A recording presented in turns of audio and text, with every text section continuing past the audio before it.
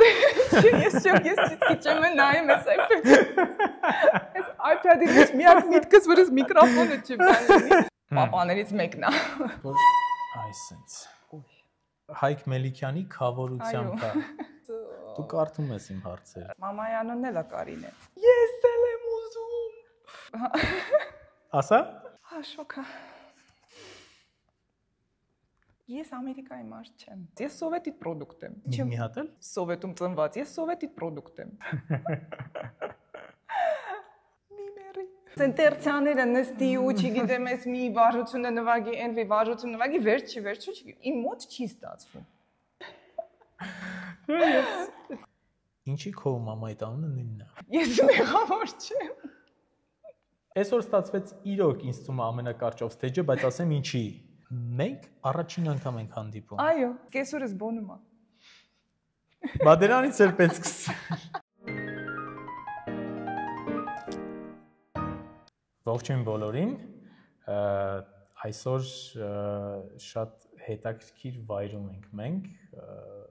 Մենք ժամանակակից արվեստի թանգարանում ենք ու շատ հետաքրքիր զրուցակից ունեմ։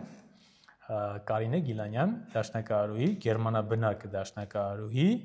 ով հայտնի է իր ժամանակակից երաժշտության կատարումներով, դրա համար էլ մենք ընտրել ենք այս վայրը, այո, որ զրույցին համահունչ լինենք։ Կարինե ջան, ողջույն։ Ողջույն Արմեն ջան, շնորհակալություն հրավերքի համար։ Վայ, մեծ իրոք, իմ համար իրոք մեծ հաճույք է, մանավանդ այն հարցերը, որ ես ինձ թեթև կազմել եմ, իրանք ինձ որ շատ հետաքրքիր են, ես ուզում եմ դրանք քո հետ քննարկել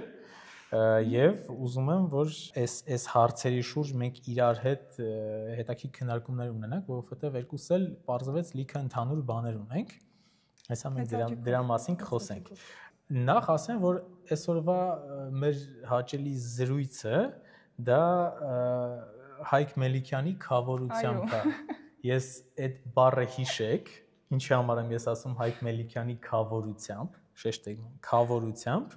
հետո դրա մասին ավելի մանրամասն մի քիչ հետո տես time կոդերով կտրնեք, կգտնեք ինչի համար եմ ասում, բայց շնորհակալություն Հայկին, որ այո,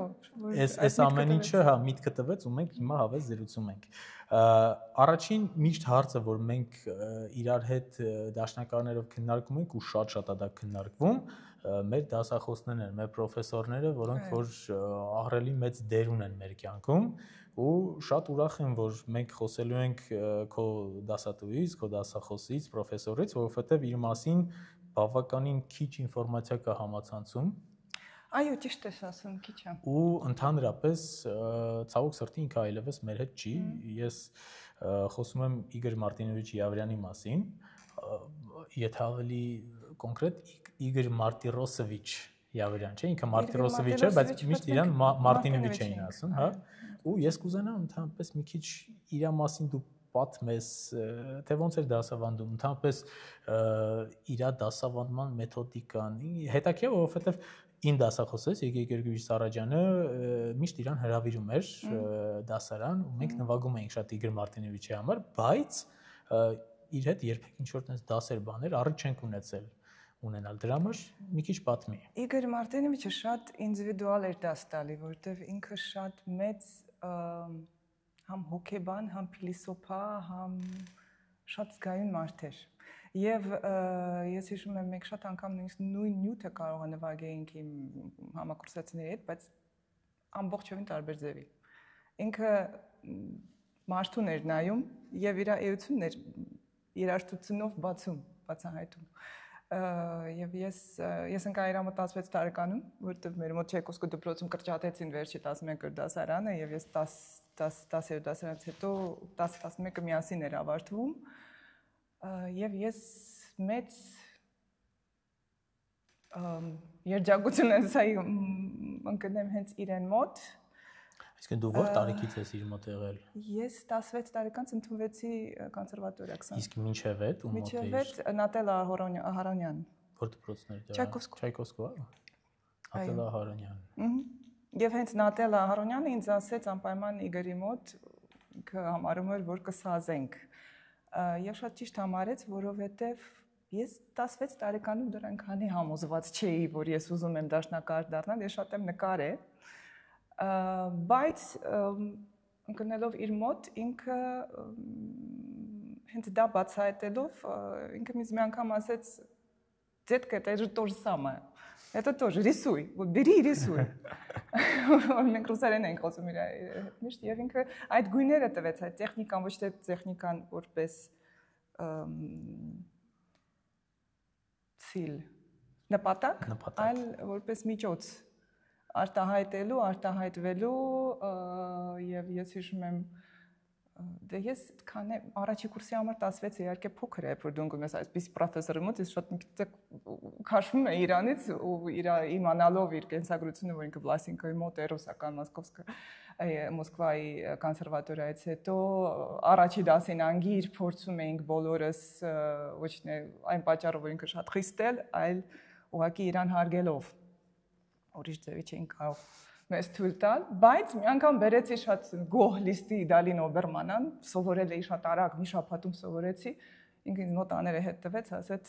«Иди без интерпретации не возвращайся»։ Եվ դրանից հետո, քանի որ ինքը ճիշտ զգաց, ինքը նաև ասեց «Ես բոլորին չեմ ասում, որ ինքը իր մտքերը բերի»։ Իմացի, որ ես քեզ եմ ասում, ես գիտեմ, որ դու կարող ես։ Եվ ես զգացի, որ կարող եմ արտահայտել երաժշտության մեջ։ Բայց դու ուզում ես կներես մինչև հարցին հարցնելը, կարող է մազերդ բանանել միկրոֆոնը, կներես, կարող է, հա։ Կարող է։ Կարող է, հա, ես էի մտածում։ Կներես։ Հա։ Ճիշտ է, չէ՞։ Հա, ճիշտ է։ Իդեալ։ Իսկ դու եթե ուզում ես նկարչուհի դառնալ, հետաքրքիր է սերը մինչև հիմա պահել ես, նկարում ես։ Շատ քիչ եթե նկարում ես ժամանակակից, չէ՞, Չէ, համարը արդեն չեմ նկարում, իմջոց Բերլին գալուց հետո չեմ նկարում։ Չգիտեմ ինչի։ Չեմ կարողացել։ Հա։ Քո ասելու մեջ արդեն պատասխանը կար, թե ինչի։ Նկարել իմիջայելոց մամաս մի անգամ ցույց տվեց նկարներս Հենրիկ Իգիծյանին եւ նա շատ ջղայնացավ, ասեց անպայման տարեք նկարչության ես աղջկան, բայց ինչ-ինչ պատճառներով չգնացի, չեմ հիշում արդեն ինչի համար։ Չես փոշմանել, որ չես նկարում։ Դե ես մի քիչ փոշմանում եմ, որ ես իմ համար ամեն օր կամ գոնե շաբաթը մի անգամ գոնե մեկ չեմ նկարում, կարող եմ քիչ հիմա նկարեի, որովհետև դա ինձ հանգստացնում էր, բայց երևի ես այդ հանգստությունը իմ երաժշտության մեջ եմ գտնում։ Եվ իհարկե այդքան գունագեղ չի Բերլինը, ես օրինակ երբ որ հետ եմ գալի, ես նույնիսկ նորից երազներումս տեսնում եմ ինչ-որ նկարներ ու կուզենայի նկարել։ Իսկ Բերլինում ես դա չեմ տեսնում։ Մենք կվերադառնանք Գերմանիային, մենք դեռ կվերադառնանք։ Հիմա Յավրյանի մասին խոսելով, ինչ մեթոդիկա կա, որ մինչև հիմա քո ներսում ինքը քեզ դաս է տալիս, քո դասավանդման մեջ ներկայ է Իգոր Մարտինովիչի։ Ինչ կա, որ հետաքրքիր կլինի, օրինակ երաժիշտ դաշնակահար դիտողին լսել, որովհետև էլի եմ ասում, ինֆորմացիա քիչ կա։ Ես քեզ նույնիսկ կարող խնդրեմ, որ հայ դաշնակահարների կայքում քո կենսագրությունը ուղարկելուց հետո նաև Իգոր Մարտինովիչի մասին ինչ-որ հուշեր կամ ինչ-որ ինֆորմացիա լինի, որովհետև կամ ինչ-որ դու ինձ մատնանշես, որտեղ որ կա, ես դա վերցնում, որովհետև իրոք չկա։ Ինչ կա, որ օրինակ դու կհիշես հենց մեթոդիկան դասավանդման հետաքրություններ, ինչ-որ չեմ ասում շատ ինչ-որ խիստ մասնագիտական, ինչ-որ մի բան, որ առաջին հիմա մտքիդ եկավ։ Ըստ այն, ինչ ուզում ես արտահայտել, ինքը շատ հեշտացնում էր տեխնիկան եւ կարողանում էր դրան հասնել։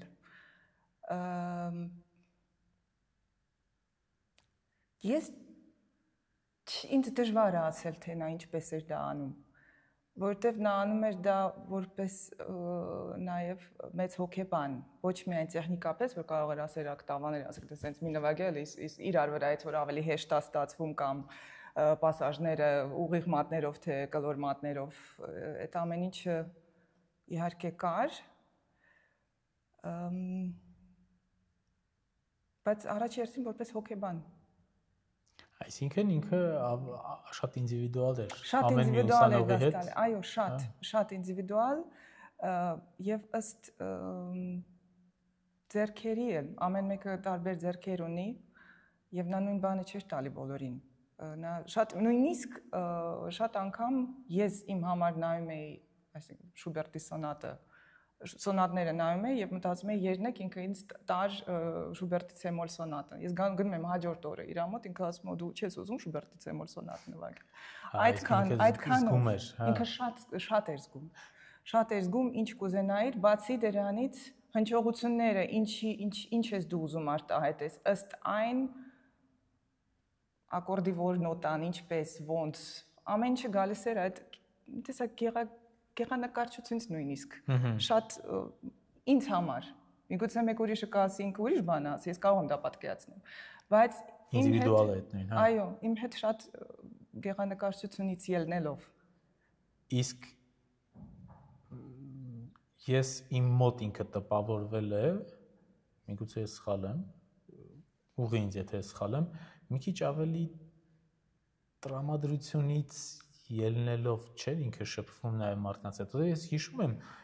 Իգոր Մարտինովիչին շատ տարբեր։ Օր կա, որ ինքը գալիս էր, էլի Սերգեյ Գեորգիեվիչի հրավիրած այդ դասալսումներին, կարող գար գովեր գնար, մյուս օրը կարող գար, փնովեր գնար, բայց այդ ոչ թե այդքան նվագից էր, այլ հենց ինձ թվում է ինչ-որ տես տրամադրությունից։ Միգուցե ինքը քննությունի ժամանակ էր տենց։ Ես չգիտեմ, ուղղակի դասալսում ոչ թե քննություն, ասենք Սերգեյ Գեորգիեվիչը մեր այդ դասեր անում, կարող ասենք Իգոր Մարտինովիչը շատ մոտիկ էին իրանք, շատ լավ ընկերներ էին։ Չգիտեմ, իսկ քո դասերն էլ եւս Սերգեյ Գեորգիեվիչն է շատ եկել լսել։ Ու հա, որ տենց մտնում էին իրար բարևում էին, որ տենց հավես ջերմ բարև ինչ կա, բան պրիվետ, բան sense, ու դες արի մի հատ էլ նստենք, մի հատ նվագի լսի։ Այդ պահերին ու ես գում էի, որ օրինակ այդ տրամադրության փոփոխական լինելը, թե ես սխալ եմ հիշում։ Չի, ճիշտ ես ասում, կար, բայց ինքը նաև զգում էր քո տրամադրությունը։ Այս լավ բան ասեցիք, միգուցե այդ ռեֆլեկտորեն փոխանցվում էր, հետաքրքիր բան ասեցիր։ Այդ օրինակ այդ մտքով չէր անցել, որ միգուցե ինքը դիմացինի տրամադրությամբ է իր տրամադրությունն է փոխում։ Այո, ինքը իհարկե հոգեբանի այդ քո ասածը շատ քիչ էր գովում, շատ քիչ։ Եվ երբ որ գովում էր, մենք գիտենք, որ դա շատ մեծ գովասանք է, չնայած շատ չի, բայց իր համար շատ է։ Բայց այդ, չգիտեմ, ես միշտ գիտեի, որ ինքը այնքան է հասկանում բոլորին, որ այդ մոմենտին ուրեմն ես պետք է այդ բանը լսեի։ Հասկացա ինչ ես ասում։ Դա ինձ պետք էր այդ մոմենտին, թե գովասանագիրը, թե փնովումը։ Փնովումը շատ ուժեղ բառ է։ Ես շատ կատեգորիկ եմ, ես շատ ծայրահեղական ասացի այդ ամենը։ Հա, երբեք չգիտեիր նա ինչ կասի, բայց վերջ-վերջը ես հասկանում եմ, որպես դասախոս դա ճիշտ էր։ Այդ ժամանակ դա ճիշտ էր։ Եվ մի խորհուրդ кар, որ երբ որ ես մեկնում էի, ինձ թվում է բոլորին շատ կարևոր կլներ, ինքը ասեց удачи приходит каждому, но в этот момент надо быть готовым։ Ինքան կարևոր բան ասեց, որ ես անընդհատ իրան եմ հիշում, որ դու չգիտես որ մոմենտին հանկարծ կարող է բախտդ բերի։ Եթե դու ասես վայ ներողություն չես սպասեք, ես մի ամսից կգամ կամ մի շաբաթ մի հատ ֆորմայի մեջ ընկնեմ։ Վերջ։ Շատ մեծ փիլիսոփա էր եւ նույնպես ես հիշում եմ, ես եկել էի մի անգամ տրամադրությունս այնքան լավ չէր, ես եկել էի դասի, սպասում էի մինչև ինքը վերջացնի։ Ինքը եկավ ինձ նայեց եւ պատասխանը իմ մտքերի ասեց ինձ։ Առանց քո ինչ-որ մի բան ասել։ Առանց ես ինչ ոչինչ չեմ ասել։ Ասեց ինչ որ ուրիշը խորհուրդ կտար, երբ որ ես իրան շատ երկար պատմեի ինձ ինչ ա եղել։ Շատ մի տեսակ որպես հայր, շատ զգայուն էր, որպես դառնում էր բոլորի համար, ոնց որ չոր հայրական խորհրդի եւ դրանց հետո իհարկե դու նստում ես, պարապում ես, դու ամեն մի ձայնը փորձում ես մտածել, ոչ թե հենց նվագել, ինքը չէր սիրում, երբ որ մարդիկ նստած ուղղակի տեքստն են սովորում եւ տեքստն են բերում, ինքը ասում է տեքստը կարող է կոմպյուտերն է նվագի, հիմա շատ ավելի ակտուալ դառավ է իր ասածը, որ AI-ի հետ ամեն ինչ հնարավոր է։ Քո սերը ժամանակակից երաժշտության հանդեպ։ Դա ես մի հատ հարց տամ ու դրանից հետո արդեն եւս երկու հարց տամ։ Իգոր Մարտինովիչը որևէ մի ձև ժամանակակից երաժշտության հետ սեր ուներ, ինքը տալիս էր ժամանակակից երաժշտություն։ Ինքը ընդհանրապես օրինակ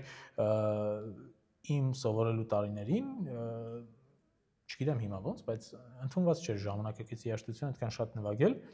Ես հիշում եմ Սիգե Գեորգիեվիչի ինձ տվել էր ընդամենը ֆրանսուի կոմպոզիտոր կա Շանտալ Օբեր, ինքն էլ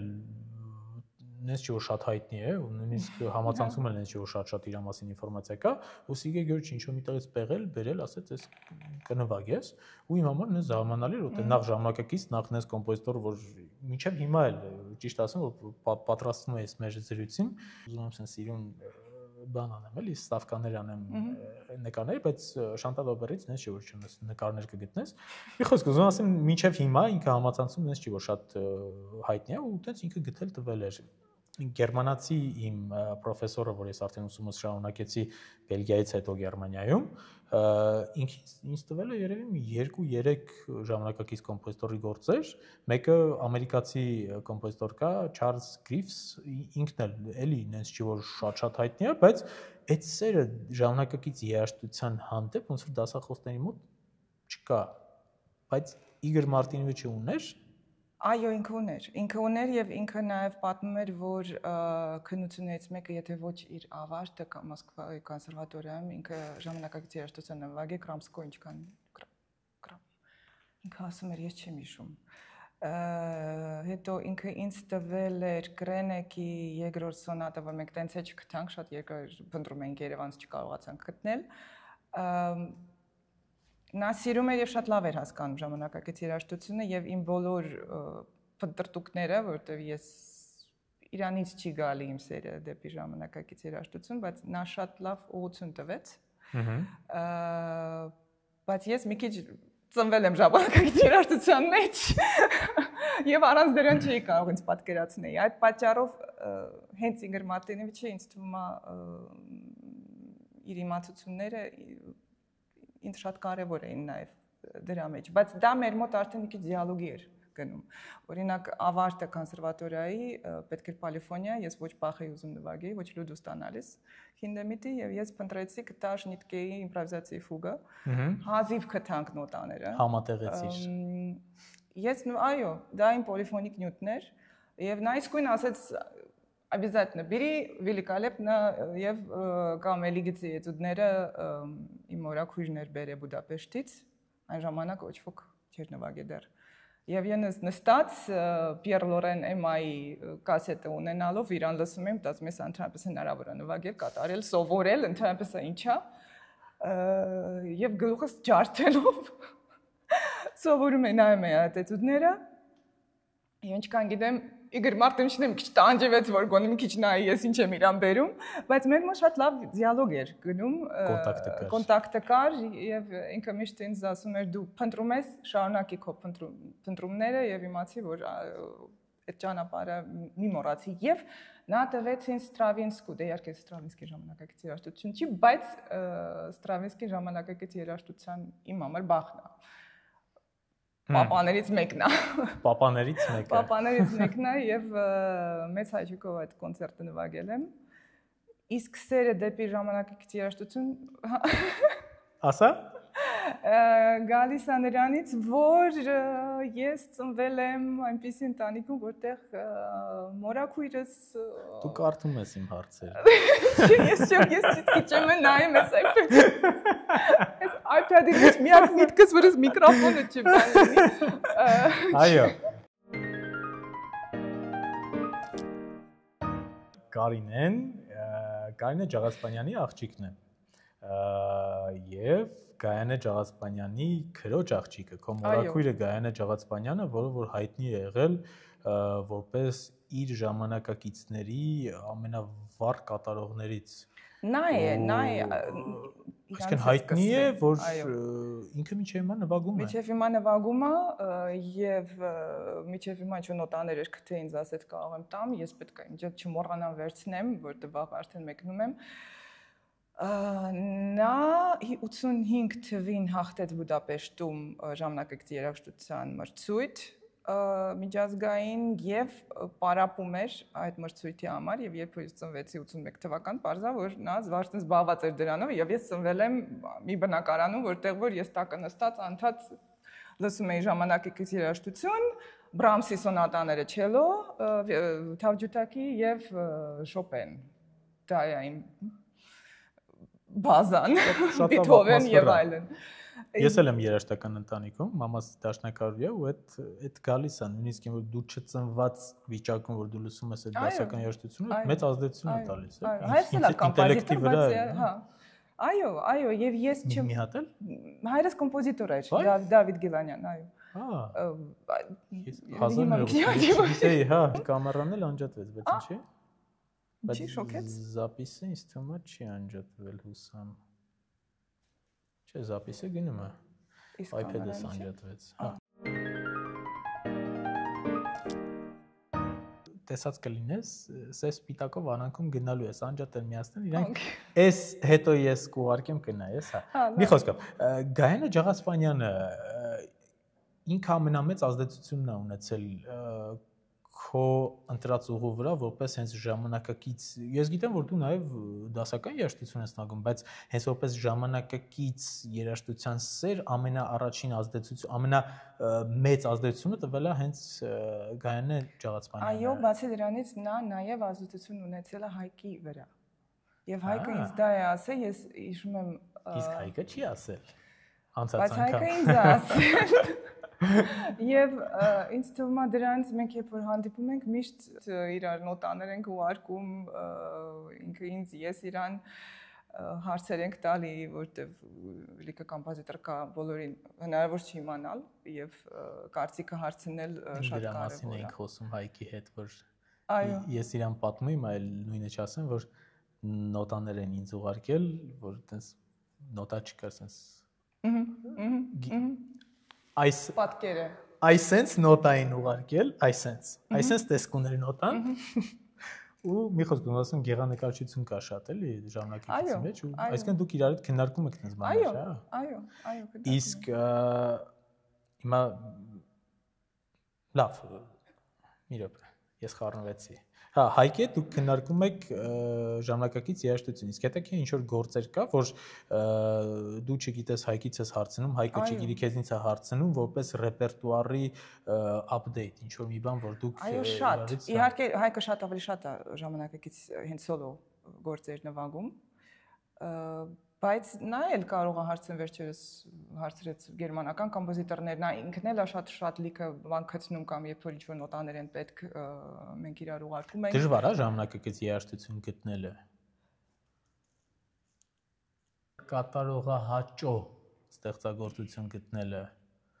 Օրինակ դասականը շատ հեշտ է, ինչ-որ բան ինչը որ սրտովը տա։ Դասականը գիտես ուղղակի դրա համար ժամանակակիցը չգիտես։ Դժվարը իմ համար ինչ որ մի կոմպոզիտորից ինչ որ նոտա խնդրելն է, բայց հետո չկատարել, որովհետև ուղղակի դուրս չեկավ։ Դա իմ համար դժվար է։ Կոպիրայթի խնդիր չի լինում։ Շատերը ուղարկում են հենց առանց կոպիրայթի, որովհետև ուզում են որ դու կատարես։ Ես հիմա լիքը նոտա ունեմ, ու չգիտեմ ուղղակի պետք է ուղղակի նստեմ ու նայեմ որ գործի մեջ ես կարող եմ ինչ որ բան արտահայտել, իսկ որ գործը իմ համար մի քիչ կամ ես չեմ հասկանում կամ լավ չի գրված կամ չնայած Գայանեից ես գիտեմ որ լավ գրված ոչ լավ գրված գործ չկա, այլ իրակատարումով դու ամեն ինչ կարող ես արտահայտես, որտեղ նա իմ համար այն չկա վատ կոմպոզիտոր, կա վատ կատարող։ Դե կոպիտ ասած, հա։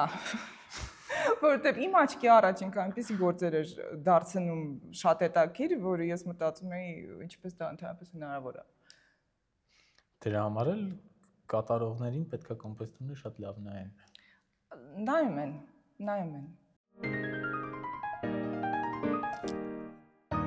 Գերմանիան։ Դու տեղափոխվեցիր Գերմանիա երբ։ 2005 թվին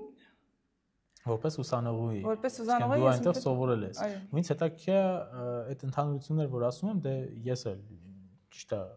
սկզբից Բելգիա, հետո Բելգիայից Գերմանիա, բայց իմ համար բավականին շոկային էր Հայաստանից հետո Բելգիան, բայց Բելգիայից հետո Գերմանիան իր բոլոր մշակութային այդ շոկերը իմ համար բավականին sense ցայտուն էին ու առաջիններից եւ հիմնականներից այնա, որ մինչև հիմա ես չեմ կարողանում համակերպվել այդ մարդկային շփումն է ու ընդհանրապես այդ Գերմանիայի սառնությունը եւ այլն, բայց մի բան, որ ինձ մինչև հիմա պահում է ու ես հետ չեմ վերադառնում, դա հենց մշակութային կյանքն է։ Հասկանում եմ։ Ակտիվությունը ես առաջին off stage-ի ժամանակ էր Սոնայի հետ, երբ որ մենք զրուցում էինք, հետո արդեն Լիլիթի հետ Գրիգորյան որ զրուցում էինք, մենք խոսում էինք էլի նրա մասին, որ մասնագիտական առումով Գերմանիան իդեալական տեղ է, բայց մարդկային առումով այնտեղ շատ ավելի ինչ sense սառն է։ Քո մոտ այդ խնդիրը եղել է, որ մարդկային առումով, հետո արդեն միանգամից անցի հարցի երկրորդ մասին, որ մասնագիտական առումով այդ տարբերությունները ո՞նց էր քո համար։ Գիտես ինչ, մարդկային առումով ես ընդվեցի Լուբեկ Ջեյմս Տոկոյի մոտ։ Ջեյմս Տոկոն գերմանացի չի, ինքը իտալացի է, ամերիկացի ծնողները իտալացի են, Սիցիլիայից, եւ ինքը ինձ ասեց, in Sicily there are so many Armenians, so maybe I am Armenian։ Շատ ջերմ մարդ, որը աշխատում էր Բերնստայնի հետ, որը Կլաուդիա Արաուի դասատուն էր, ինձ համար շատ հետաքրքիր ոնց որ ավարտ իմ ուսման, որտեվ նա սովորացրեց ինձ չվախենալ բեմից եւ մի տեսակ ուժ տվեց, ուժ ավելի ոնց որ վստահություն եւ բեմը առօրյա է։ Ոչ թե ինչ-որ արտառոց բան, այլ առօրյա, որին պետք է հանգիստ նայել։ Ու դա նորմալ է, եթե դու հունձվում ես, դա նորմալ է, որտեղ մեր մոտ ինչը ինձ մի քիչ պակասում է եւ ես հույսով եմ, որ դա կփոխվի, երեխաները քիչ են նվագում։ Քննությունները շատ են, համերգները քիչ։ Նույն բանը կոնսերվատորը։ Լավ ասեցիր, քննությունները շատ են, հա։ Բայց այդ քննության, այդ ստրեսը մի քիչ առօրյայի հետ, երաշտի կյանքի հետ այնքան առնչություն չունի, շատ։ Ինչքան ենք մենք հիմա քննություն տալի, հիմա քննություն ոչ ոք չի տալի, մենք համերգներ ենք տալի։ Այսինքն համերգը ավելի կարևոր է։ Կյանքում քո համերգն է մնում, ոչ թե քննությունը։ Այո։ Ես չեմ կարծում որ քննություն դու հիշես, բայց համերգը տպավորիչ է շատ։ Այո։ Իսկ Իգոր Մարտինովիչից հետո ինչն էր ամենամեծ տարբերությունը Գերմանիայում քո դասախոսի հետ սովորելիս։ Ամենամեծ տարբերությունը, որ ինքը հարցրեց, քեզ մի ամսում կհասցնես Խաչատրյանի կոնցերտը ամբողջ։ Ես սարսափով իրան նայեցի, կհասցնես, արի նվագենք։ Իգոր Մարտինովիչը կյանքում տենց բան չէր արի։ Ինքը մի կես տարի առնվազն կտար ինձ, եւ կես տարուց հետո շատ հուզվելով կարող է ինձ բաց թողներ։ Տեմպը, այսինքն։ Տեմպը։ Հա։ Տեմպը։ Ու այն, որ ես հասցրեցի։ Ես չէի կարծում, ես մի ամսվա մեջ Խաչատրյանի կոնցերտը իհարկե լսել եմ, բայց ես չէի պատկերացնում, ես կարող եմ դա հասցնեմ։ Կամ 10 օրվա ընթացքում Բախի Թակատան բեմի վրա հետո։ Տեմպը։ Հետաքրքիր է, բան է, որտեվ Գերմանիայում ընդհանրապես հա, տեմպով, բայց ես որ մտածում եմ մարդիկ ինչքան նախապես են ամեն ինչ պլանավորում։ Դե ինքը ամերիկացի էր, ես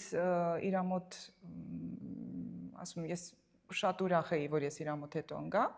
որպես ավարտ, որտեվ նա շատ չէր նստում իմ հետ ամեն օր պարապում, ոչ։ Ես գալիս էի, կոնսուլտացիա էր անում,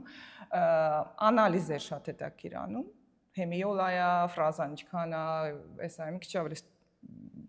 ոնց որ չափելով։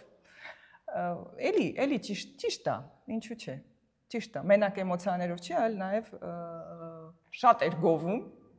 որ ինձ շատ sense մի քիչ անսովոր էր։ Եվ բոլորն են ասում, Հայաստանից հետո Իզև շատ տարօրինակ է գովք լսելը։ Բայց այդ մի քիչ դե ինձ թվում է, ես երեխա ունենալով ինձ թվում է չափը պետք է իմանաս գովալու եւ չգովալու։ Մի քիչ բալանսը պետք է լինի, այո։ Մինչև երեխայի թեման անցնելը, էդ էլ կա։ Շատ դրան։ Դու նայում ես։ Ես չեմ նայում։ Ես սենց Ես չեմ նայում, բայց հետո ես ընկա մի գերմանացու մոտ, որովհետև տոկոն գնաց Ամերիկա, նա վերջացրեց, եւ ես վերջի կես տարին ավարտեցի Ջեյմս Yaacob Loeschner-ի մոտ, նա հիմա պրոֆեսոր է, չգիտեմ, չեմ հիշում որ քաղաքում։ Ջահել էր եւ ինձ համար երևի ամենածանր կես տարին էր, որտեղ մի քիչ նա նայում էր նոտաներին որպես վարժություններ։ Եվ դա իմ համար մի հատ ինչ որ այսինքն որպես վարժություններ չհասկացա։ Պասաժները որպես վարժություն, ասենք թե Մոցարտի սոնատը որպես այս վարժությունը, սա ոնց որ սենց, այսինքն տեխնիկան դրված էր ամենակարևոր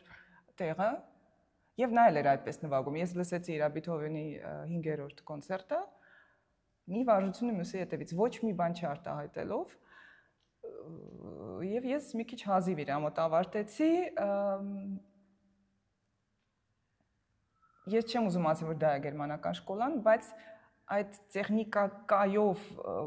բարթացնել, որ սա տերցիաներ են, ուրեմն բարդ է։ Ես սովորում Իգոր Մարտինովիչից ինչ ես արտահայտում դրանով։ Եթե դա ես ուզում արտահայտես, մատների ձև է, այսենց պահի ու ստացվում է։ Այդ դրան եմ ես սովոր։ Այստեղ սեն տերցիաները նստի ու չգիտեմ ես մի վարժությունը նվագի, այն վարժությունը նվագի, վերջի, իմ մոտ չի ստացվում։ Տենց մտածելակերպ։ Իստում է իմ ճանաչած յուրաքանչյուր դաշնակարի մոտ է չի ստացվում։ Որպես վարժությունն էլ Բեթհովենի 5-րդ կոնցերտը։ Այո։ Իմ մոտ է չստացվեց, ես արագ ավարտեցի, ես չէի ուզում Լյուբեկում մնայի եւ չէի մնա, ինձ թվում է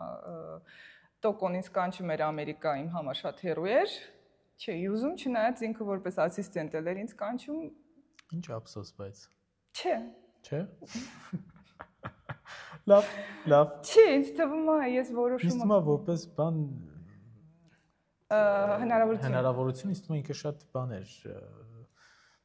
Լավ պերսպեկտիվա ունեցող հնարավորություններ, չէ։ Ես Ամերիկայի մարդ չեմ։ Իսկ Հայաստանի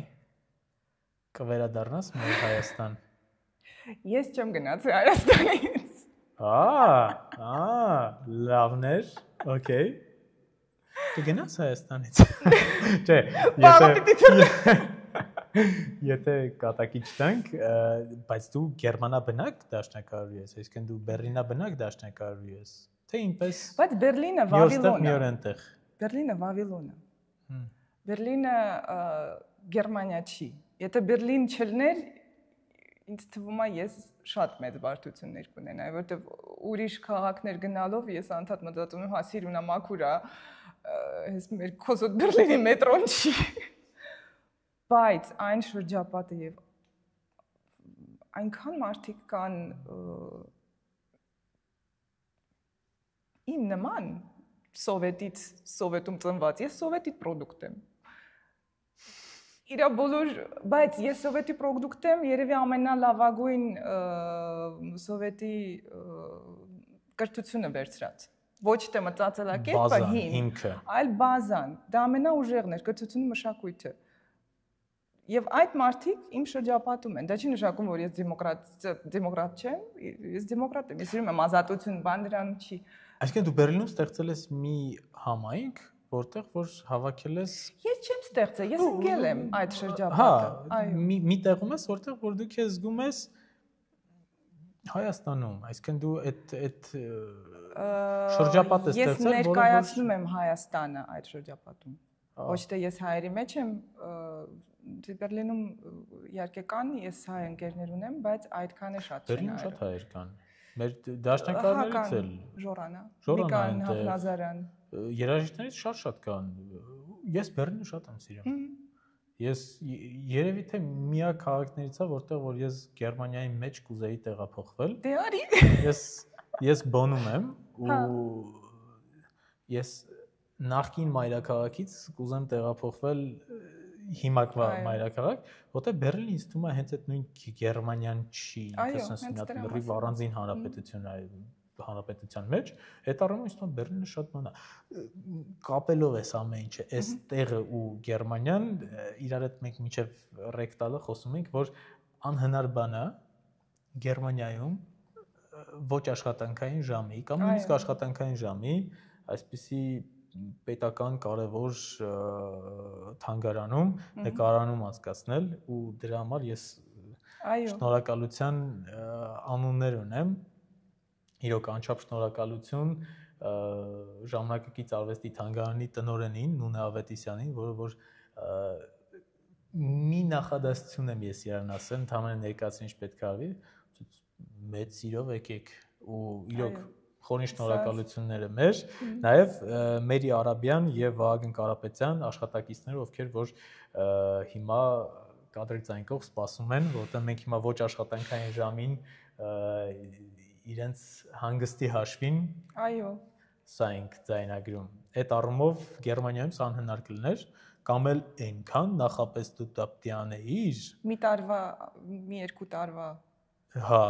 տարի շուտ պետք է հարցրած լիներ, ոչ թե 2 օր կամ 3-4 օր, ես չգիտեմ, 3-4 օրն ես հարցրել։ Հա, շատ ժամեր առաջ։ Հիմա միած ստոպ տամ, որ հետո կարողանամ այս ամեն ինչը հավաքել իրար գլուխ։ Ինձ թվում է շատ լավ ենք գնում։ Ինչ կասես։ Ինձ թվում է, մեկ-մեկ ես քո հարցը գնում եմ քիչ ուրիշ կողմ, քո հարցից հետո ինչ։ Ես հետ կբերեմ։ Բայց ինչ է իր հարցերը։ Հետո մոռանում եմ մի քիչ, բայց ոչինչ։ Դու նաև եթե ճիշտ եմ, եթե սխալ չեմ, Հանս Այսլերում դասավանդում ես։ Ես չեմ դասավանդում, ես նվագակցում եմ երգիչների։ Նվագակցում ես։ Իսկ Հանս Այսլերում ընդհանրապես աշխատելուց հետո դու կպատկերացնես օրինակ քեզ խոսքը ֆինանսի մասին չի, խոսքը բանի մասին չի, որտեղ ֆինանսի առումով ինձ թվում է ոչ մեկ 1980 ես ինքս էլ չի աշխատի մեր կոնսերվատորիայում։ Դե գիտես ֆինանսներով բայց օրինակ կոնսերվատորիայում մեր կներես կաշխատեիր։ Ես աշխատել եմ կոնսերվատորիայում։ Իսկ հիմա այսինքն այն ամբողջ բագաժը գիտելիքների, որ դու ստացել ես, ցանկություն չունես ինչ որ մի օր բերել հետ Հայաստան։ Ունեմ չնայած դժվար չի Հանս Այսլերից հետո, որտեվ ահռելի մեծ տարբերություն ունի։ Մեր կոնսերվատորիան ունի ֆանտաստիկ պատմություն։ Սկսած նույն Իգոր Մարտինովիչից, իմ դասախոսի պապան Գյորգի Վարդովիչ Սարաջևը ու տենց որ գնում ես ֆանտաստիկ մեծ պատմություն ունի, բայց կատեգորիապես որ դու նայում ես Հանս Այսլերը դա top 10-ի մեջ է մտնում ընդհանրապես Եվրոպայում։ Ես քեզ մի բան ասեմ, երբ որ դու մտնում ես top 10-ի մեջ, առանձնապես սովորացնելու բան չկա։ Որտեղ գալիս են այնպիսի մարդիկ պատրաստ։ Մեր դասատուներն ավելի բարդ էր։ Նրանք մեզ կերտել են, նրանք մեզ ասենց դարձրել են երաժիշտ, իսկ այնտեղ գալիս են պատրաստ մարդիկ։ Այնտեղ ավելի հեշտ է։ Բայց իհարկե ընկնելն է շատ ավելի բարդ։ Թե ես կկարողանայի դրանց հետո դասել, ես ուղղակի քանի որ ես միայն նվագակցում եմ եւ իմ ոլորտը իմիջիալոց ինչքան գիտեմ չկա մեր մոտ։ Ես բան եմ անում, չիտկս լիստա արիաները եւ ռեժիսորները աշխատում են երգիչների հետ մի քիչ բեմադրության վրա։ Եթե ինչ-որ սխալներ են լինում, ես ասում եմ, բայց մեր վոկալիստները հիանալի վոկալիստներ են։ Ես ոչ է վոկալի դասատու եմ, ես չեմ կարծում, որ ես հիմա որպես գամ սկսեմ իրանց վոկալի դասեր տա, ոչ։ Բայց բեմի վրա, այո, բեմի վրա ես նկատում եմ մի քիչ կարելի էր կողքից կարելի էր, բայց տաղանդավոր են շատ Լիպարիտ Ավետիսյանը կամ մենք այնքան երգիչներ կան հիանալի բեմի վրա, որ ոչ, ես չէի ասի, որ Հանսայսլերի մակարդակը ուղղակի շատ հետաքրքիր մարդիկ են դա պրոֆեսորները աշխարհի լավագույն երաժիշտներն են, բայց ոչ միշտ իրանք ամենալավ դասատուներն են։ Ես չեմ տեսել Իգոր Մարտինովիչի նման այդքան նվիրված մարդ։ Իսկ միքսը պատկերացնում ես, օրինակ, միքսը հիանալի բան կլներ։ Եթե Սերգեյ Գեորգիեվիչի, Իգոր Մարտինովիչի եւ այլ ֆանտաստիկ դասախոսներ տեղափոխվեին ու սկսեին Հանսայսլերում դաս տալ։ Այդ միքսը պատկերացնում ես։ Որպես մաստեր կուրս ես պատկերացնում եմ, այո։ Ինձ թվում է հետաքրքիր կլիներ։ Շատ հետաքրքիր կլիներ։ Հենց այդ փորձի փոխանակումը։ Լիպոյի անունը տվեցի։ Լիպոն բախտ եմ ունեցել, որ ինքը երգել է իմ կոնսկլասի նվագակցության պետական քննությունը։ Ու այդ իմ համար, որ հիմա ես պատկերացնում եմ, ես ինժեներ քանի տարեկան եմ ու այդ բավականին մեծ փորձառություն է եղել, բարևներ Լիպոյին։ Ու էլի շատ ուժեղ անուններ ունենք, Ռուզան Մանթաշյան, այո, շատ։ Գուրգեն Բավեյան, թողներ են ինձ այն հիանալի երգիչ-երգչուհիներ ու անուններ մենք հիմա չենք տալիս, բայց իրոք երգչուհիների առումով եւ երգիչների առումով հայերը բավականին առաջատար դիրքերում են, ոչ միայն Գերմանիայում, այդ առումով։ Այո։ Բրավո։ Հետաքրքիր հարց ունեմ, էլի վերադառնալով ոնց խոսքի էի տվել, վերադառնալով Գայանե Ջաղացպանյանին։ Ինքը շատ կատարել է իր ժամանակակից հայ կոմպոզիտորներին ու ցավոք սրտի այսօր շատ քչերն են կատարում մեր հայազգի ժամանակակից կոմպոզիտորներին, շատ քչերն են։ Այստեղ թե այնտեղ։ Ամենտեղ, ընդհանրապես, իսկ մենք շատ լավ ստեղծագործություններ ունենք։ Մի հատ օրինակ եմ ուզում բերել 2 տարի առաջ էր ոնց որ Էդգար Հովհաննիսյան, գիտես կոմպոզիտոր, Էդգար Հովհաննիսյանի տղան Գևորգ Հովհաննիսյանը, երևի թե իրան կճանաչեիր դու, որտեղ ինքը գերմանաբնակ էր, ցավոք սրտի ինքը այլևս ներել չի։ Ես իրան ճանաչում եմ այստեղ, բայց մենք շատ կարճ ժամանակում ընկերացանք, շատ կարճ ու գործի բերումով մենք ծանոթացանք, ընկերացանք, որտեվ ես հրավեր ստացա ֆեստիվալից նվագել օրկեստրի հետ, պետական սիմֆոնիկ օրկեստրի հետ իր գործը, տոկատը դաշնամուրի եւ նվագախմբի համար, անքնություն տոկատ, տենց էր կոչվում ստեղծագործության անունը, ֆանտաստիկ գործ էր ու շատ հավես էր իմ համար այդ թե Գևի հետ աշխատելը, թե ընդհանրապես օրկեստրի հետ հենց այդ գործը աշխատելը ու բավականին բարդ էր դաշնամուրային առումով չէ, օրկեստրի հետ այդ անսամբլի առումով ինքը բավականին բարդ էր, դիրիժորն էլ Ռուբեն Ասատրյանն էր, մայստրոն ու այնքան ոգևորիչ էր ինձ թվում է բոլորի համար, որ հավաքվել են ու նվագում են, թե օրկեստրը դաշնակարի այս գործը, ու տենց այդ հայ ժամանակակից կոմպոզիտորները ցավոք սրտի մի քիչ չեն կատարվում ու հիշելով Գայանե Ջաղացպանյանին, որ ինքը ես հիշում եմ Դելալյանից սկսած, այն որ լիքը կատարել է, հետաքրքիր քո կարծիքը ընդհանրապես պետքա չէ որ այս ամեն ինչը շատ կատարվի։ Ես գիտեմ որ քո երգացանկում էլ կա, ռեպերտուարի մեջ էլ կա, բայց ինչ-որ մի հատ հորդոր որ կատարեն, նվագեն, որովհետև ի՞նչ է պետք անել, որ հայ կոմպոզիտորների ստեղծագործությունները ավելի շատ կատարվեն, որպես ժամանակակից երաժշտության գիտակ, ինչ կասես, ինչ պետք է անել։ Գրել տարբեր փառատոններ ժամանակակից, ուղարկել նոտաներ, ես ինձնից ինչ եղել է, ինչ հնարավորություն եմ ունեցել, արել եմ, օրինակ նախանցյալ տարի Կլանգվերքշտատը հայկական օր էր արել։ Միայն, այո, միայն ինձ իմանալով կանչել էին, ես չգիտեմ, Հովիկ Սարդարանին դու գիտես, շատ տաղանդավոր։ Ինքը կոնսերվատորիայից էր, ինքը ինձնից ավելի ցածր կուրսերում էր։ Կարող է, ես չգիտեմ, բայց ինքը հիմա Բերլինում է եւ իր գործն կատարել, հետո այնտեղ բնակվող Պետրոս Օվսեփյան շատ տաղանդավոր կոմպոզիտոր է, ես դա կատարեցի, շատ լավ կոմպոզիտոր է, ես շատ կուզենայի, եթե ուզում ես նոտաներ ես կուղարկեմ, ես միշտ կատարել եմ իր պիեսները, հենց նաեւ որ ուղղակի հավեսով ես նվագում, չի արտահայտիչ են շատ, ամեն մեկը շատ տարբեր։ Ինչ հնարավոր է ամեն մեկս պետք է անենք։ Մենք պետք է նվագենք, մենք պետք է կատարողները եւ նաեւ կոմպոզիտորները ավելի ակտիվ եւ Արամ Հովանեսյանի գործը ես կատարեցի այնտեղ։ Եվ բացի դրանից Հելմուտ Ցապֆը, որը կազմակերպում էր այդ օրը, ես իրան նվիրեցի Նարեկի թարգմանությունը գերմաներեն, ցավոք սրտի ոչ ամբողջներ, բայց նա գրել է հիմա 7 երգ նարեկացու տպավորության տակ եւ կոչել է 7 երգ նարեկացու դաշնամուրային ստեղծագործություն։ Այո, դաշնամուրային ստեղծագործություն, մի քիչ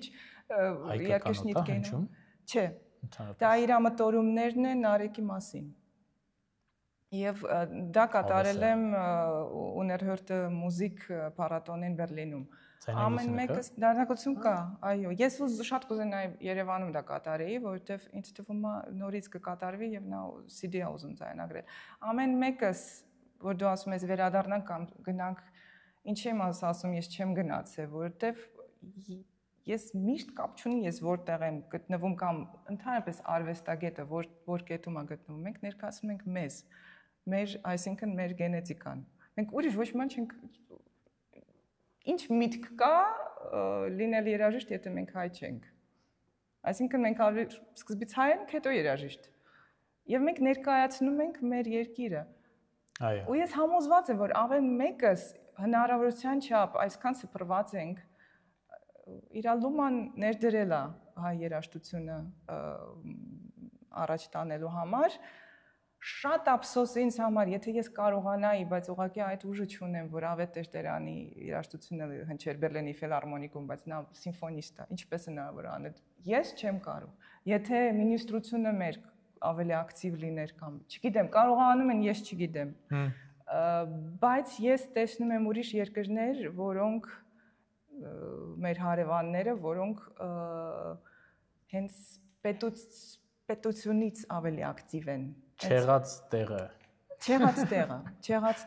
Մենք ակտիվ չնայած մեզ էլ են ասում, դուք վերջո ինձ ասում են, դուք միշտ համահունչ եք, դուք երևում եք, մեկը փառատոններում հնչում են հայկական կոմպոզիտորներ, դու ասում ես, որ ոչ, ես համաձայն չեմ, որ ոչ, որտեվ ես անընդհատ տեսնում եմ ինչ-որ մի հատ հայկական։ Ես չեմ ասում չեն հնչում, ես ասում եմ ինչ անենք, շատ քիչ են, որ ավելի շատ քիչ են։ Խոսքը ժամանակակից կոմպոզիտորների մասին է, որովհետև նույն Կոմիտաս Խաչատրյան, չգիտեմ, շատ են հնչում, բայց ժամանակակից իմ համար Խաչատրյանն է քիչ հնչում։ Իմ համար, այո, ոչ իր սիմֆոնիան, միայն ջութակի կոնցերտը մեկ-մեկ,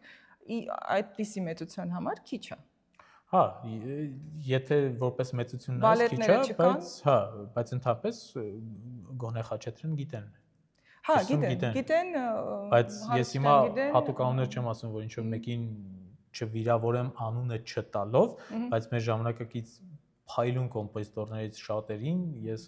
վստահ եմ, որ դրսում չեն ճանաչում, բայց իրանք այնքան իրոք գործ են անում, որ ցավոք սրտի ու դա պետք է ինչ-որ լուծում գտնել, որ ինձ թվում է ամեն մեկս անում ենք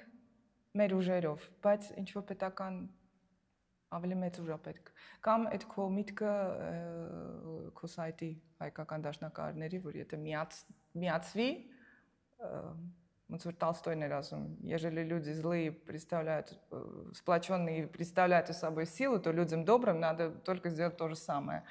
Եթե միանանք եւ իրար օգնելով առաջ տանենք, միգուցե ավելի շատ բաների հասնենք։ Ամենայն դեպս դու եւ Հայկը ժամանակակից երաժշտությունը եւ մորաքույրս եւ շատերը Մարիան Նանաշիրինյան նվագում չկան, գիտեմ Անսորյան, վերջերս Սերգեյ Սմբատյանը հանդես եկավ Բերլինում, ես չեմ գնացել այդ համերգի, բայց մեծ բոլորի կողմերից լսում էի ինչա մեծ հաջողություն է ունեցել եւ Ալեքսանդր Հարությունյանի շեփորի կոնցերտներ ինչքան գիտեմ։ Այսինքն ամեն մեկս առանձին անում ենք, ուղղակի պետք է միասին անենք։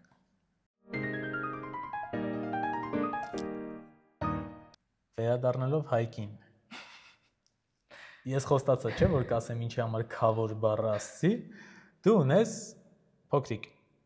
ում մասին կարելի է խոսել, ասենց կարելի է, հա։ Ու Հայկ Մելիքյան քո երեխայի քավորն է։ Այո։ Այո, դրա համար ես ասացի, այս տեսանյութը քավորությամբ է։ Հիմա հարցեր, որոնք որ ես տվել եմ նաև Լիլիթին, որտեղ որպես ծնող դաշնակահար, ես էլ եմ ծնող, դու էլ ես ծնող, ու մենք այդ շատ հավես քննարկեցինք, ես քո հետ եմ ուզում քննարկել։ Առաջինը անունը կարելի է ասել, թե չի կարելի ասել, Անուշ։ Հա, բարևներ Անուշին։ Անուշը երաժշտության հետ կապ ունի։ Այո, ինքը ինձ ստիպել է իրան տալ ջութակի։ Իսկ որ ասում ես ստիպել է, այսինքն դու ինչ-որ մի բան դեմ ես եղել։ Ես դեմ չեմ եղել, ուղղակի ես մտածում էի 5-6 տարեկանում իրան ջութակի կտամ, որտեղ ինքը ջութակ է շատ ուզում, ես միշտ հարցնում էի։ Բա դու երբ ես տվել։ 4 Եվ իմ բոլոր շրջապատը կարծում էր, ես ինչ-որ ասենց ուզում եմ իրանց վունդերկիդ դարձնեմ, բայց իրականում թարս է եղել, նա է ինձ ստիպե։ Ես մեղավոր չեմ։ Մի քիչ շուտ է։ Չէ, նվագ 6 տարի, արդեն 6 տարի է նվագում։ Իսկ կուզես, օրինակ Լիլիթի հետ որ մենք խոսում էինք, ես էլ որ հիմա պատկերացնում եմ տղաս Ֆելիքսը որ երաժիշտ դառնա, մի կողմից հա կուզեմ, որովհետև դե ես սիրում եմ այս մասնագիտությունը, բայց մյուս կողմից մեղք է։ Լուրջ, որովհետև բավականին բարդ մասնագիտություն է, ու որ տենց հիմա խորանում ես, մտածում ես, որ մեր iPad-ը անջատվեց։ Իրոք է, ներողություն։ Մի մերի։ Ու որ մտածում ես, որ ասենք չգիտեմ,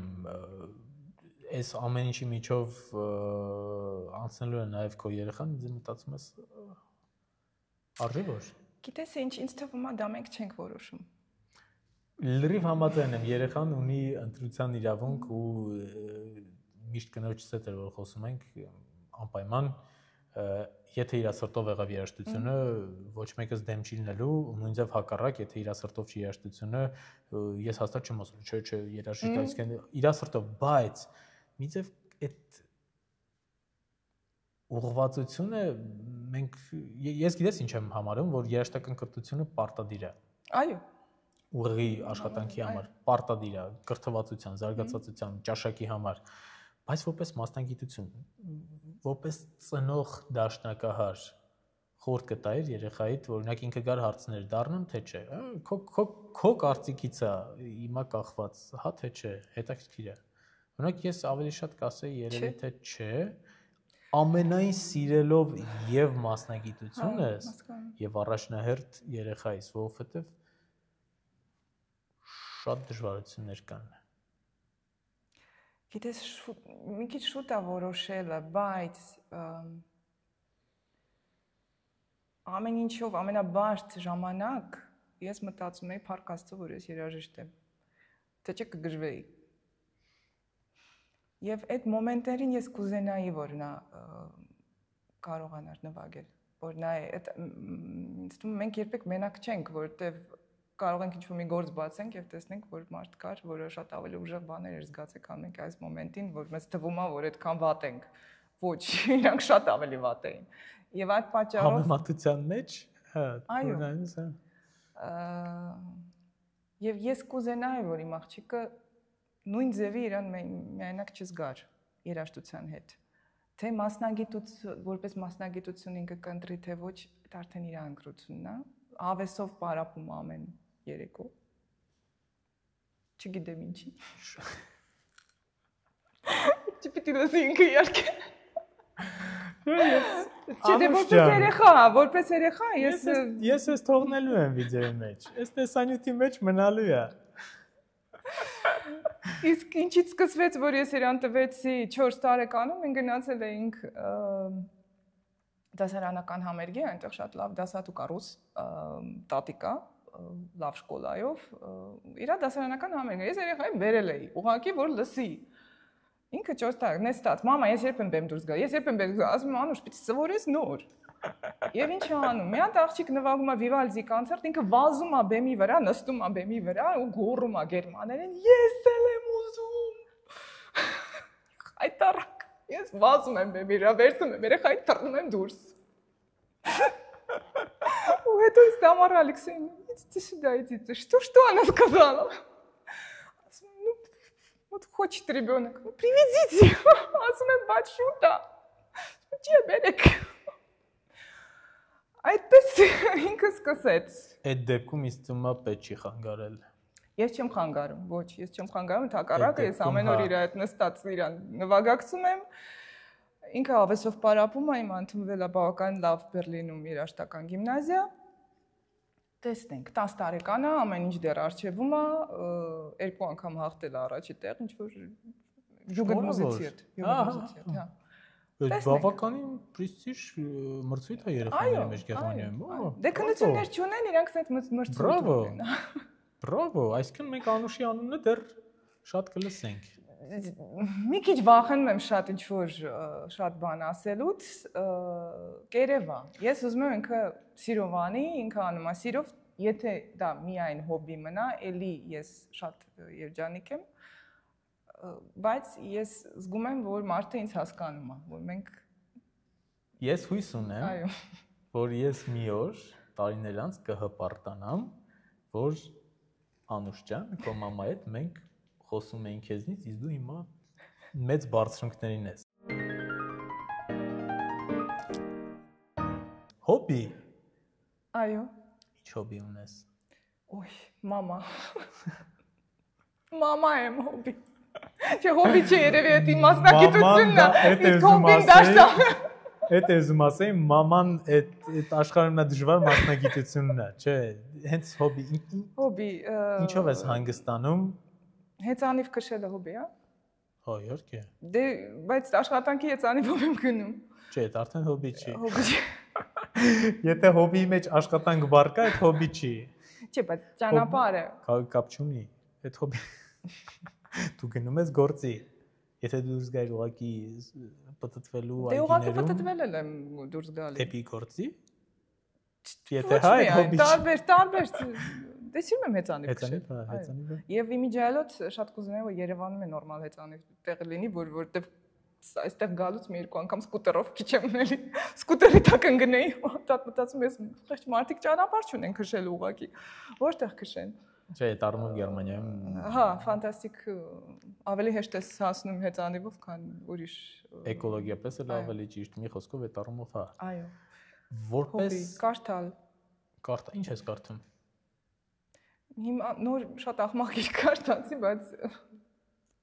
այդքան դուրս չէ։ Առաջի անգամ Ստիվեն Քինգ կարդացի եւ դուրս չեկավ, բայց ես սիրում եմ ժամանակակից հարավ-ամերիկյան Ժորժ Ամադու, այդպես, Բորխես, իսկ հետաքրքիր է։ Ճապոնական շատ եմ սիրում Մուրակամի, բայց ժամանակա պետք, որպես մամա ժամանակա պետք հանգիստ կարդալ։ Ժամանակա պետք որ պարապես, որպես մամա։ Հետո նոր վերջում կարդալ, դա դրա համար, հա։ Իսկ հետաքրքիր ժամանակակից երաժշտությունը, որ քո կյանքում այդքան մեծ դեր է զբաղեցնում, կերպարվեստում, ընդհանրապես գրականության մեջ էլ դու ավելի ընտրում ես այն ժամանակակիցը։ Ոչ ճիշտ ասեմ 20-րդ դար շատ եմ կարդում։ 20 դե Ստիվեն Քինգը, բայց ափսոսացի որ կարդացի, որ ճիշտ ասեմ, Ստիվեն Քինգը մի քիչ դուրս չեկավ։ Ասենց հասա, վերջում մտածի ես էր ասած, չհասկացա։ Բայց սիրում եմ 20-21-րդ դար գրականություն, այո։ Բայց նաև ռուսական եմ շատ սիրում։ Նկարչությունը Օրինակ հիմա դու այս ֆանտաստիկ զալում քեզ լրիվ հոգի հարազատ ես ամեն ինչը տեսնում։ Ամեն ինչ։ Դե ամեն ինչ հնարավոր չի, որովհետև Այսինքն դու կնախընտրես ունես ազատ օր կնախընտրես գնաս ժամանակակից արվեստի թանգարան, թե ունեք գնաս պատկերասրահ, որտեղ որ օրինակ ոչ ժամանակակից դարաշրջանի ստեղծագործություններ են, կտավներն են կախած։ Օրինակ ես այս առումով իմ կարծիքը շատ հավանում եմ, ընդհանրապես ժամանակակից արվեստ շատ եմ սիրում, բայց հանգստության առումով ես ավելի կնախընտրեմ երևի պատկերասրահ, իսկ ժամանակակից նկարչությունը իմ համար հենց այդ ժամանակակից երաժշտության հետ բավականին շատ ասոցացվում ինչի համար տրամադրության պահն է։ Բայց կան ժամանակակից գործեր, որոնք հանգստացնում են։ Ու հիմա շատ են։ Օրինակ։ Դե ժամանակ խոսքը երաժշտության մասին չէ։ Օրինակ վազքս կամ Արվոպյարտ Արտեն այդքան էլ Արվոպյարտ Արտեն, հա։ Հանգստացնում է, կան իր այդ ճյուղը, որը հանգստացնում է, Ֆիլիպ Գլաս հանգստացնում է։ Իսկ կերպարվեստը, որը կընտրեիր, պատկերասրահ, թե։ Չեմ կարող ասեմ, գիտես, ինչի չեմ կարող ասեմ, որովհետև ես վերջերս առել եմ, չեմ բալու, կլավիսին։ Ես ամեն ինչ սիրում եմ։ Բացի դրանից, մենք նստած ենք այստեղ եւ ես այսօր նայելով մտածում էի հայ արվեստը տոնալ է։ Մենք ես ամեն մի նկարում ինչ որ նկար ես, պատկեր ես տեսնում մեկը։ Իհարկե, հա։ Տոնալ է, իսկ այնտեղ ատոնալ է։ Նույնիսկ սրա մեջ։ Այո։ Տեսել։ Այո։ Սա մի քիչ ոչ, այդքան, բայց մեկը գույնը երկու գույն են։ 3 ես տեսնում, ես 3 եմ տեսնում։ Տակիրա։ Շատ լավ։ Ես չեմ կարող ասեմ որն եմ ես ավելի շատ սիրում։ Ես լսում եմ շատ երեկոներ, ես ահագին YouTube-ով նստում եմ ու լսում եմ տարբեր ժամանակակից կոմպոզիտորներ, ոչ բոլորին միջև վերջ, բայց շատերին միջև վերջ։ Ես սիրում եմ դա, ինչ որ նոր հնչողություններ չեմ ընտրում գլխով, այլ ընտրում եմ դուրս եկավ, թե դուրս չեկավ։ Այդ հետաքրքիր է։ Իսկ ինչ ես դու ընդհանրապես լսում քո playlist-ը, ի՞նչ է։ Լռություն։ Բայց ասում ժամանակակից երաժշտություն։ Լուրջ եմ ասում, ամեն անգամ, երբ որ ես այս հարցը այս քանիորդ off stage-ն է, որ նկարում եմ, բայց բացի off stage-ից, պարզ է, որ առանց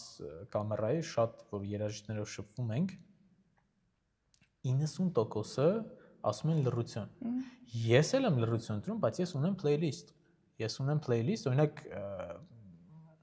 այսօր գցել եմ արդեն, գնայես, Հայկի հետ որ off stage-ը նկարեցինք, ես պատմում եմ իրան իմ playlist-ի մասին եւ այլն, ու ինքը այդքան լսելուց հետո ինքան հավես այդ եղել, որ ես պատմում եմ, ես էս եմ լսում, այն եմ լսում, բան, ասում քո playlist-ը որն է, ինքը ասում է, ես չունեմ playlist, ու այդ առումով ես ունեմ playlist, բայց շատ հաճախ ինչ-որ միտեղ դուրս գալուց ես ականջակալներս դնում եմ ու հայրենոց խլացուցիչներ, որ դու միացնում ես, որ դա որ արտաքին ձայնը բանանի փակի, ու ես այդ առանց ինչ-որ մի բան միացնելու, առանց երաժշտության ուղղակի քայլում եմ շատ անգամ, ու այդ լռությունը ինձ դուր է գալիս, որտեղ դե օրվա մեջ դասավանդել, ինքդ նվագել, մանկական լիքը երգեր տանը, ուզում ասեմ, այդ երաժշտությունից հետո, հա, դու ուզում ես լռություն, բայց հետաքրքիր է, քանի որ դաշնակարն ես, ի տարբերություն ինձ, որ դու չունես playlist, ինչի՞։ Ես ականջակալ չեմ սիրում, երբ որ ես ինչ-որ բան, հա, չեմ սիրում, ես երբ ինչ-որ բան լսում եմ երեկոյան, երբ որ երեխան հանկարծ ինձ առաջ քնեց, այո, ես լսում եմ օրինակ վերջերս ու պետքա նվագեմ իր գործը Վիտո Պալումբո իտալական կոմպոզիտոր հայտնաբերեցի, դուրս շատ եկավ, այսինքն ես փնտրում եմ կոմպոզիտորներ, որոնց ինչ-որ բան եմ զգում, որ այ ես կուզենա իրան կատարել, կամ լսում եմ կոլեգաների գործերը, բայց հա, մեծ մասամբ լուր ես playlist չունեմ։ Առաջ լսում էի, երբ որ ես փոքր էի, լսում էի ռոք, ջազ, բայց հիմա ընդհանրապես իսկ ինչն է քեզ տիպում հոգնածությունը, թե այդքան շատ ավելի շատ երաժշտության մեջ լինելը։ Ինչն է քեզ տիպում, որ դու չես լսում հիմա։ Բայց դու ինչ ես լսում։ Քո playlist-ի մեջ ինչ է։ Շատ խառը։ Օրինակ։ Ես շատ եմ սիրում Queen։ Շատ եմ սիրում։ Ես եմ սիրում Queen-ը։ Oscar Peterson, Bill Evans, Errol Garner, դա ընդհանրապես ջազ երաժշտություն։ Բայց ես սկսում եմ որպես աշխատանք դա լսել։ Առաջին դաշնակարը չէ որ դա ասում է։ Հա, բայց մի պահ է գալիս, որ դու քեզ անջատում ես։ Ես չեմ անջատում։ Երբ որ այդ անջատելը լինում է, արդեն հա, ես աբսոլյուտնիկ եմ։ Ու ես դիկտանտ եմ գրում իմ մտքում։ Ինչ էլ որ ես լսեմ, որ դո ռե դես ֆա դես սոլ։ Ու ինչ որ մի հատ պահ եկավ, որ ես աշխատեցի ին վրա, որ ես դա անջատեմ, այսինքն եթե ես դա անեմ, միանգամից հա ես սկսում եմ էլի դա լսել, բայց պահա գայս ուղղակի որ անջատում ես քեզ ու սկսում ես ուղղակի վայելել։ Առաջ կար, հիմա չէ։ Ես երևի մի քիչ մեծ եմ ուղղակի տարիքով դրանից, չգիտեմ։ Դե չկույն ես էլ էի սիրում, Pink Floyd կամ չգիտեմ, ջազեր։ Deep Purple։ Բաներ կա որ դասական ասելով ռոքի մեջ դասական ռոք, որը որ հա դասական ջազ, որը որ ֆանտաստիկ նոր ջազմեններ կան, այսինքն ինչ որ բաներ կա որ դու հայտնաբերում ես ու հետաքրքրություն կա լսել, բայց ելի եմ ասում, շատ հաճախ ես դնում եմ ու լռության մեջ քայլում եմ։ Եթե այդ օրը շատ եմ երաժշտության մեջ եղել, ինձ այդ բալանսն եմ ես պահում եմ։ Էտա։ Ով գիտի։ Երևի չգիտեմ։ Չեմ կարող ասեմ ինչի չեմ լսում կամ playlist չունեմ, չգիտեմ։ Վերջին հարցումն է։ Հարց, որը որ ինձ ահավոր հետաքրքիր է, կարող ես չպատասխանել, կարող ես պատասխանել։ Ինչի քո մամայիդ անունը նույնն է։ Եթե անունների վերաբերյալ Ես էլ էի որպես երեխա հարցնում ինչի։ Եթե կարելի է բան այդ հարցը տալ ու թողնել տեսանյութի մեջ, ինձ էլ են անդադ հարցում ինչի երկու անուն։ Ու ես այնքան եմ հոգնել այդ պատասխանելուց, այդ առումով կարող եմ միգուցե դու ես հոգնել, բայց ինձ իրոք ահավոր հետաքրքիր է ինչի։ Չգիտեմ, մամաս մի անգամ ասեց, որ կարծում էին տղա է, ու Կարեն էին ուզում անունը դնել։ Վերջի րոպեին տեսան, որ տղա չեմ, ու նույն բանը թողեցին փաստորեն Կարինե։ Հետո ասեն, լավ, ոչինչ, տան Իրինա կասենք։ Ու ես սենց Հայաստանի համար ես Իրինա եմ, արտասահմանում ես Կարինե եմ։ Հավես է։ Հետաքրքիր է, բայց որպես պատմություն շատ հետաքրքիր է։ Ինձ թվում է մեր մոտ եղավ այս պահի դրությամբ ամենակարճ off stage-ը։ Բայց եթե դու ինչ-որ բան ունես քննարկելու հավես, ես իրուն կմոնտաժեմ, իրան կդնեմ իրա մեջ։ Այս հիմա ռեքա։ Ինչ ունես հետաքրքիր դաշնամուրային, ինչ հարցեր կա, որ օրինակ քեզ հետաքրքիր է, որ կուզես քննարկել, եթե չէ, կարող ենք հավաքվել, դուրս գալ։ Ես մի հատ բան եմ ուզում ասեմ, ուզում եմ քո դասատուին Սերգեյ Սարաջևին շնորհակալություն հայտնել, նա Իգոր Մարտինչի մասին մի անգամ գրեց, որ Իգոր Մարտինչը իրան վերջի գործը տվեց, ինչ որ ինքը նվագում էր, երբ որ արդեն հիվանդ էր, ու դա Շոպենի F-մոլ ֆա մինոր ֆանտազիան էր։ Ես շատ շնորհակալ եմ, որ ինքը այդ ինֆորմացիան կիսվեց այդ ինֆորմացիայով, որտեղ հետաքրքիր է նա, որ Իգոր Մարտինչը չէր սիրում Շոպեն դաս տալ։ Նա ասում է, որ Շոպենը ամեն մեկը այնքան ինտիմ մոմենտ է Շոպենի հետ, որ ինքը չէր սիրում իր ինտերպրետացիան տալ։ Բայց երբ ես կարդացի, որ Սերգեյ Գորոչը գրեց, որ գործն էր վերջինը Իգոր Մարտինչի մոտ, ես նստեցի, սկսեցի նվագել ու շատ ազդեցիկ էր։ Ես գիտեմ, որ իրանք շատ լավ ընկերներ են եւ հետաքրքիր է, որ մարդիկ գնում են, բայց դու ամեն օր իրանց հետ կապված ես, դու կպնում ես դաշնամուրին ու այդ մարդուն ամեն օր հիշում ես։ Ինչքան կարևոր է մեր դասատուները մեզ։ Այո։ Ինքը քեզ ամեն օր դաս է տալիս փաստացի։ Փաստորեն, հա։ Ես շատ բան եմ հարց տալի եւ նույնիսկ վերջերս եմ հասկացել ինքը Խաչատրյան Թակատայի մեջ ինչ ինքը նկատի ուներ։ 20 տարի առաջ ինքը ինձ բանա բացատրել, ես նոր հասկացա։ Այսինքն ինչ որ դիալոգ մեկա գնում է այդ։ Դու դասավանդում ես։ Մի քիչ, շատ չեմ սիրում դասավանդել։ Մի քիչ դասավանդում եմ։ Իսկ որ դասավանդում ես, հետաքրքիր, որ ուղին ես դու ընտրում գերմանական դասավանդելու ձևը, որը որ դու տեսել ես, թե հենց Իգոր Մարտինովիչի։ Դե ես ուսանողների չեմ դասավանդում, ես երեխաներին եմ դասավանդում, սկսակ, մի քիչ ավելի բարձր։ Մինչև Իգոր Մարտինչ հասնելը իրանք պետք է դեռ շատ բան սովորեն։ Հա, Սերգեյ Գեորգիեվիչի հետ իրանք բավականին մտերում էին, շատ մտերում էին, ու շատ ցավոք, որ Իգոր Մարտինովիչը այսօր չկա։ Ես օրեր առաջ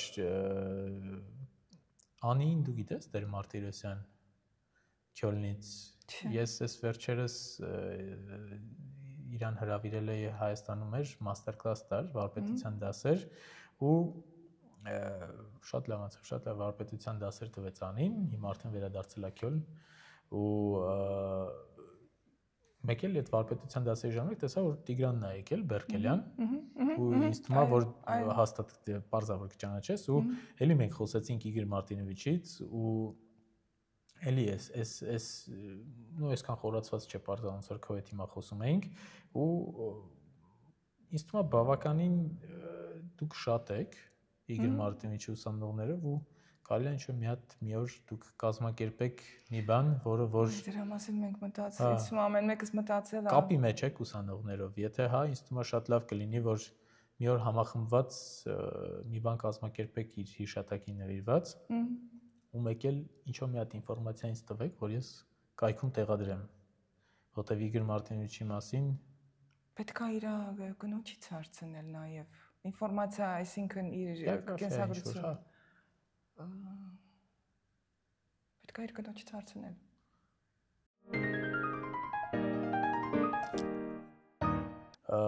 ու վերջում ես միշտ խնդրում եմ հորդոր այնտեղ նայելով կամերային երիտասարդ հայ երաժիշտներին, դաշնակահարներին ինչ հորդոր ունես ամբողջ քո գիտելիքները հաշվի առնելով ամբողջ քո անցած ուղին, միջազգային ուղին, ամբողջ քո այդ բագաժը ստեղծագործությունների, որոնք որ դու ունես, ինչ հորդոր ունես ընդհանրապես հայ երիտասարդ դաշնակահարներին Երևի միշտ հարցնել ինչ եմ ես ուզում ասեմ այս գործով, ինչ եմ ես ուզում, ինչ կարող եմ ես արտահայտեմ այս գործով կամ ծրագիր ընտրել ըստ մտքերի, զգացմունքների փնտրել եւ ինչքան հնարավոր է բեմ դուրս գալ, չվախենալ։ Այդ ծանրությունը քննությունների արդեն խոսացել եմ դրա մասին, բայց մի քիչ ավելի ազատ, ավելի թեթև։ Մի քիչ ավելի թեթև։ Ավելի թեթև։ Շատ լավ։ Այսօր ստացվեց իրոք ինձ թվում է ամենակարճ ստեջը, բայց ասեմ ինչի։ Մենք առաջին անգամ ենք հանդիպում։ Այո, ու ինչքան էլ որ Հայկը ասեց, որ դու ճանաչում ես ինձ որպես դաշնակահար ու ես քեզ follow եմ անում Facebook-ում, այսինքն որպես դաշնակահար մենք իրար մասին գիտեինք, բայց առաջին անգամ մենք այսօր հանդիպեցինք ու առաջին անգամ sense կամերայի առաջ զրուցեցինք, հուսով եմ շատ կաշկանդված չէր, հուսով եմ որ շատ անմիջական էր, բայց կներեք հիմա առաջին անգամ ենք իրար տեսնում, զրուցում ենք հետաքրքիր ու շատ ընդհանուր բաներից Բայց ես շատ մեծ հույս ունեմ, որ մենք նորից կհանդիպենք։ Մեծ հաճույքով իմ առանց կամերայի, թե կամերայով այդ կապ չունի։ Սկեսուրս բոնում է։ Մադերանից էլ պետք պետք է որ ես ասացի ողջույն, դու պետք է միանգամից ասեիր սկեսուրս բոնում է։ Բիթհովեն մուզեի ջութակները վերանորոգել է դրանց։ Լուրջ ինքը բոնում է։ Այսինքն դու շուշուտ ես գալիս, թե։ Դե տարին մեկ կարող է գամ, հա։ Վայ։ Մենք անպայման կապ, մենք մի հատ է կնկարենք բոնում ավելի երկար եւ ես հուսով եմ, որ մենք իրար հետ կարող ենք ինչ-որ հետաքրքիր պրոյեկտներ մտածել, սկսած մինչեւ վարպետության դասերից երիտասարդների համար, որտեղ իրանք ինձ թվում է ժամանակակից երաժշտության համար շատ մեծ սիրով կգան եւ նաեւ քանի որ եկուսը Գերմանիայում են կապի մեջ ենք կհանդիպենք մյուս էպիզոդում։ Շնորհակալություն, որ եկար հավեսով զրուցեցինք, սենց հավես տեղում կհանդիպենք մյուս էպիզոդներում։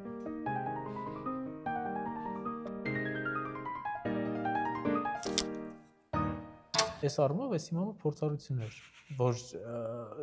ծանոթանալ մեկի հետ դրան մոտ առաջին անգամ տեսնել ու հիմա սենց զրուցել, այդ առումով շատ հաջողված off stage-ը։ Ճիշտ է։ Չէ, ես համարում եմ մի ժամ լավ է։ Այսինքն որ երկար ստացվի կտրեմ։ Չէ, մի կտրի, չէ, ինչ ես կտրում։ Չեմ կտրում։ Չէ, մի կտրի, բայց չէ, չգիտեմ։ Իմ համար էլ է մի քիչ անսովոր։ բայց ամենայն անկեղծությամբ շատ հավես զրույց էր։ Ես մեծ բավականություն ստացա, մի բաններ պակասում, հետ էլ թանգարանում մենք չէինք կարող անել, մի բաժակ սուրճ։ Բայց գիտես, ես քանի որ մի քիչ հուզվում էի, բայց ես մտածում եմ ոնց եմ սուրճ խմել։ Արի մի բաժակ սուրճը հետո խմենք, կամ հիմա խմենք։ Հիմա։ Հա, գնանք։ Մենք գնացինք սուրճ խմելու, ցտեսություն։ Ֆուֆ, համը շոկա։